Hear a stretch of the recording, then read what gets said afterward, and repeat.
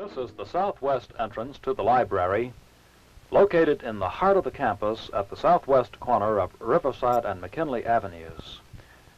You will find the library accessible from many directions. In addition to entering by the west wing, you can use this east wing entrance to get to all departments of the library. The front of the library faces the Circle Drive and the scenic wooded campus. The back of the library borders Riverside Avenue. This east wing entrance, as well as central entrance, also provide access to all library departments. At each entrance, you will find the hours the various departments of the library are open. Inside the building, directories and floor plans will help you locate library personnel and departments. Signs over doorways will help direct you to your destination. The key to locating library materials is the main card catalog located in the library center building. The card catalog is an alphabetically arranged record on cards of library materials. Signs like this one help direct this student who happens to be looking for materials by and about Samuel Clemens for a class assignment. Books and other materials are listed in this catalog in three ways: by author, usually by title, and by subject except for certain fiction books. This is a subject card since it represents a book about Clemens and his characters rather than a book by Clemens. Since Clemens is the subject of the book, his name is typed in red as a subject heading. In the same drawer, we find cards for reference books pertaining to Samuel Clemens, as indicated by the R in the upper left corner. This card refers to a motion picture located in film service. And this card is for a disc recording located in teaching materials service. Many types of library materials can be located here. This is a main entry or author card for the book The Prince and the Pauper. This entire set of numerals and letters is the call number. It enables us to locate library materials quickly. The upper line is the classification number. The Library of Congress classification system uses a combination of letters and numbers as shown here. The Dewey Decimal System, which uses numbers only, was used by this library until 1966. Since this is an author card, the author's name, Samuel Clemens, is given on the first line. The author's dates of birth and death follow the author's name.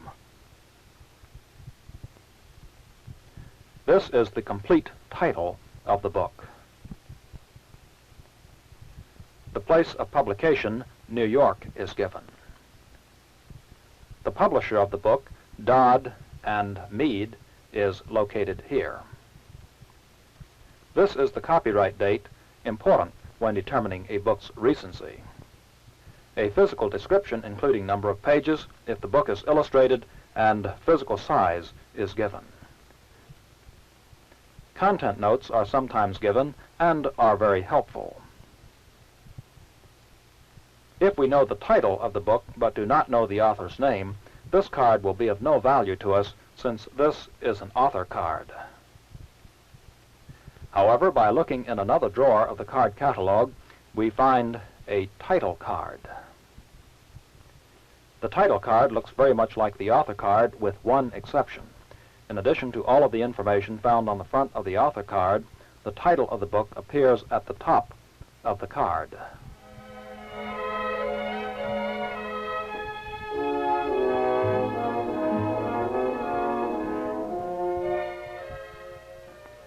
This is a list of symbols which indicates special locations of materials.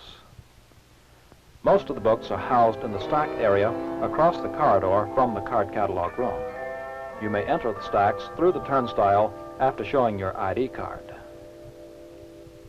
Besides a stairway, an elevator is located inside the stack area. This elevator will take you to many, but not all, of the stack levels. A stack directory is located next to the elevator. Moments later, you exit on another stack level.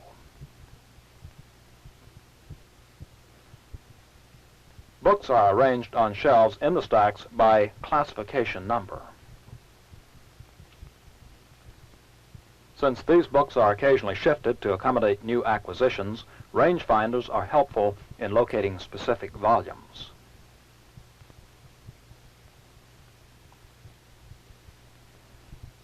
When looking for a book, having the call number written down helps you find the book more easily. Check the call number and title on the spine of the book.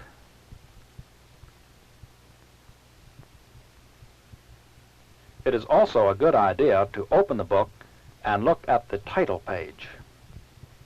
Here you will usually find, in addition to the title, other information such as the copyright date, the author's name, and the edition number. Make certain you have the right book before taking it out of the library. After taking a book from the shelf, you might wish to examine it further. Study carrels like this one are provided for such purposes in the stacks. Let's leave our friend here. Meantime, this student is getting off the elevator on the 5th stack level to go to the general reading room.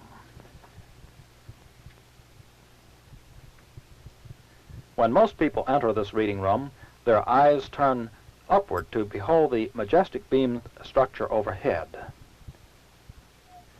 After you enter this general reading room, you will find comfortable chairs for leisurely reading amid attractive surroundings. Or if you like to study in semi-privacy, you might prefer one of the study carrels like this one. Ample table space is also available in this reading room, accessible from the 5th stack level and also from the 3rd floor of the east wing. Meanwhile, let's rejoin our friend on stack level 4.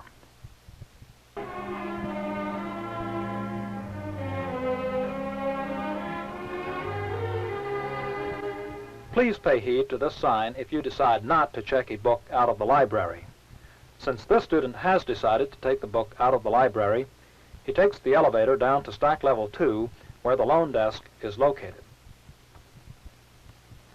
All material leaving the stacks must be charged out at the loan desk by presenting the material to be borrowed with your ID cards to the machine operator station here. A date due card will be inserted in the back of the book.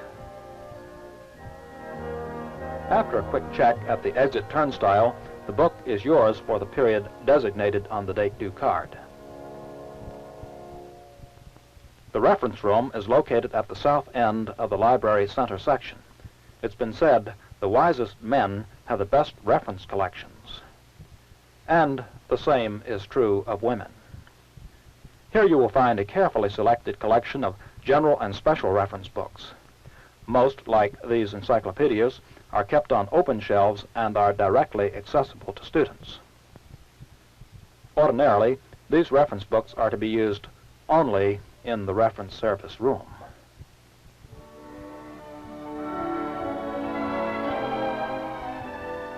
Not all reference materials are on shelves. This vertical file contains pamphlets, leaflets, and clippings. Here you will find much valuable, up-to-date material on a wide range of topics. The arrangement is alphabetical by subject.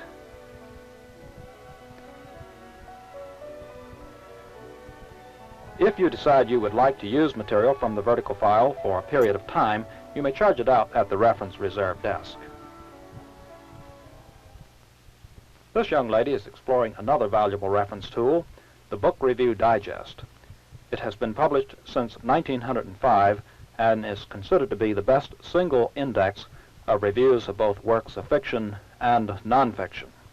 Full bibliographic information is given for each book listed, plus abstracts of original reviews and an indication of the source and length of reviews.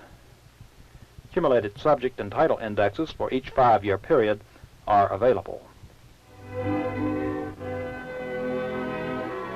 A number of important indexes are housed in reference service. One of these is the Biography Index. This is an index to biographical material in periodicals and books, and includes obituaries published in the New York Times.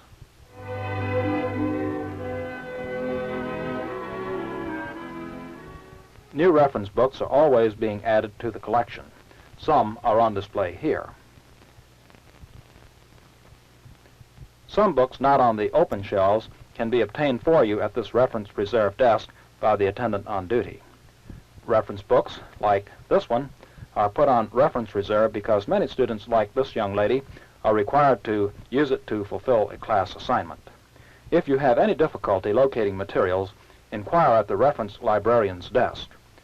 Books on reference reserve may be charged out, but must be returned to this desk at the end of a 2-hour period.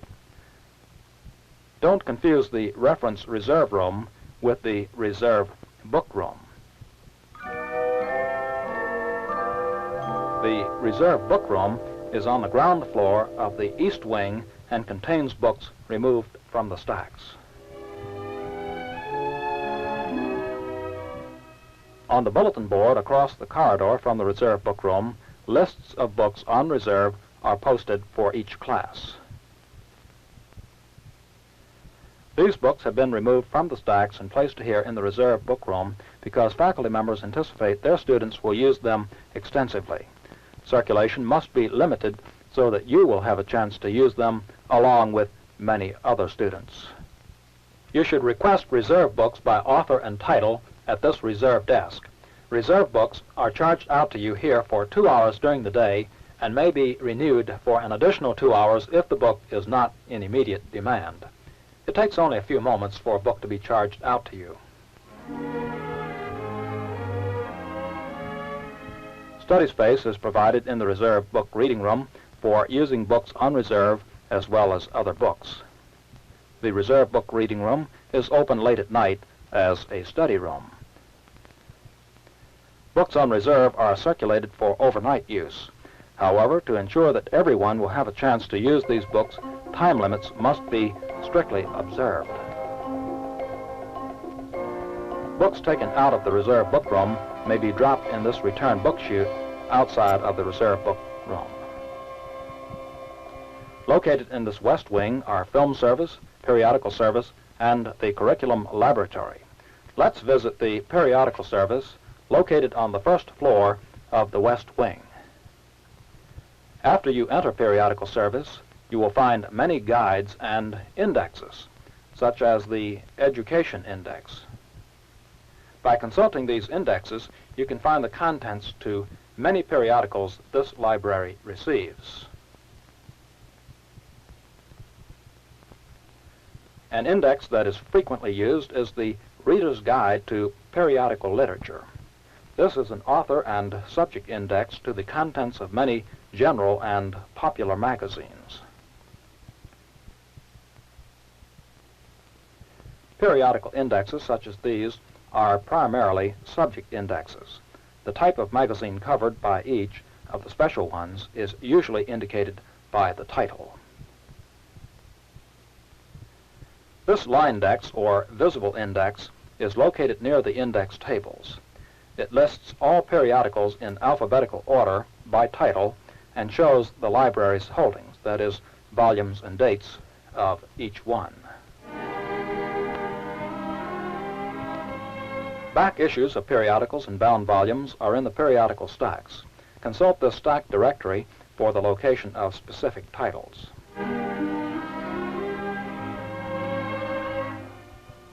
After entering the stacks to periodical service, you will find the volumes arranged alphabetically by title.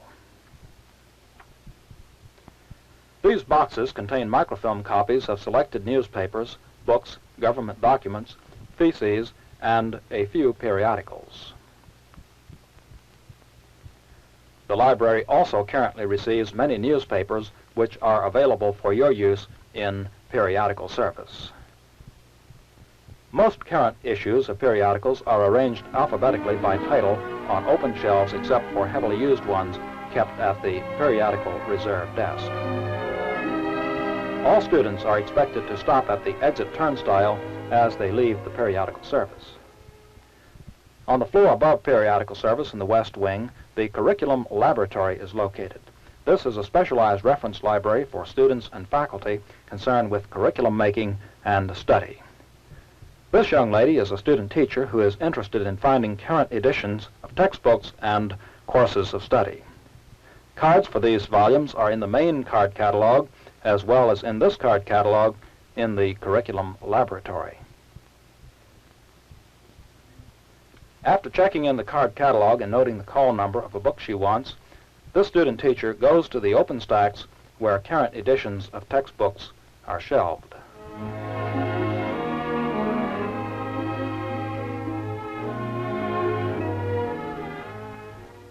Table space is provided in the curriculum laboratory for study and reading purposes. Even if you have no need for curriculum laboratory materials, you may bring books here and use this room as a study room. Adjacent to the curriculum laboratory reading room is the programmed learning laboratory. Here you will find teaching machines and programs on display. Programs in foreign languages, mathematics, English, and other subjects are available. After a program has been put inside of a machine, the student studies the programmed material in small steps. The student responds to the program by writing an answer and checking her answer with the correct answer before continuing. This young lady seems to be enjoying this new method of learning.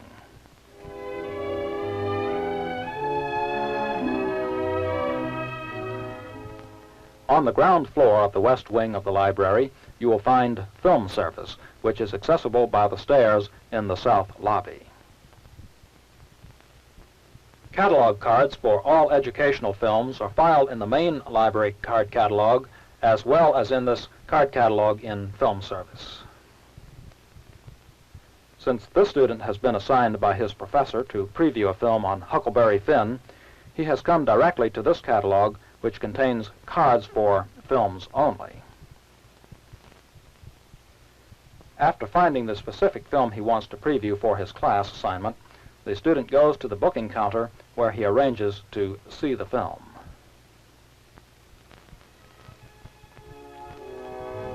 After the film order has been taken, one of the film service staff members gets the film from the rack and takes it to the preview room. Meanwhile, the student has been seated in the preview room and equipped with earphones. And in a few seconds, one of the film service student assistants threads the projector and the film is ready for previewing. Other audiovisual materials are housed on the second floor of the library east wing in teaching materials service. In TMS, as it's called, you will find film strips, slides, recordings, pictures, and other teaching materials. This is the entrance to teaching materials service near the south end of the corridor.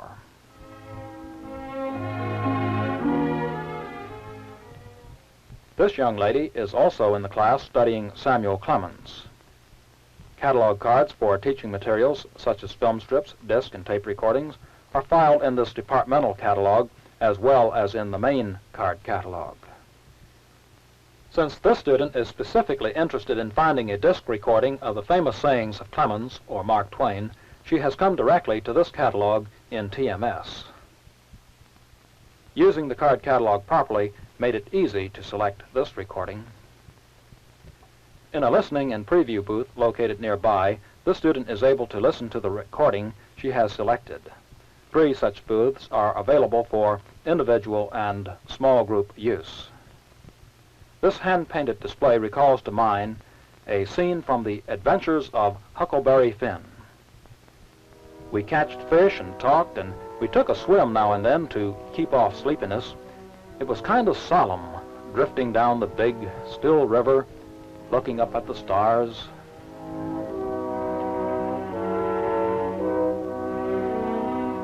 Besides handmade pictures, many commercially produced pictures are available, such as these depicting the characters created by Samuel Clemens.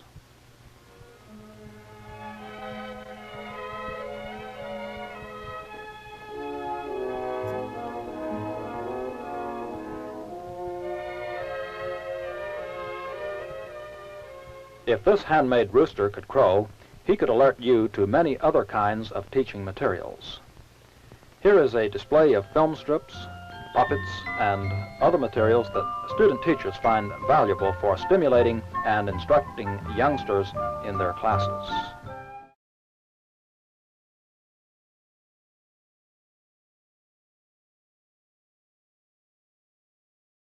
Student teachers find that hand puppets such as these, while lifeless here on the table, can come to life. They can help stimulate creative expression when they are put on the hands of youngsters like this one. Art objects can stir the imagination of youngsters and oldsters alike.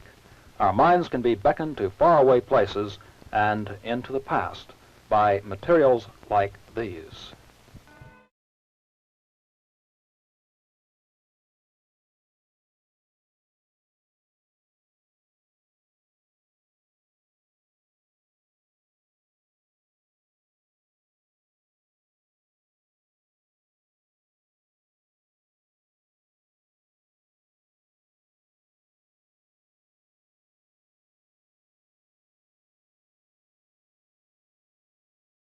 These are just a few of the materials and objects housed in Teaching Materials Service on the second floor of the east wing of the library.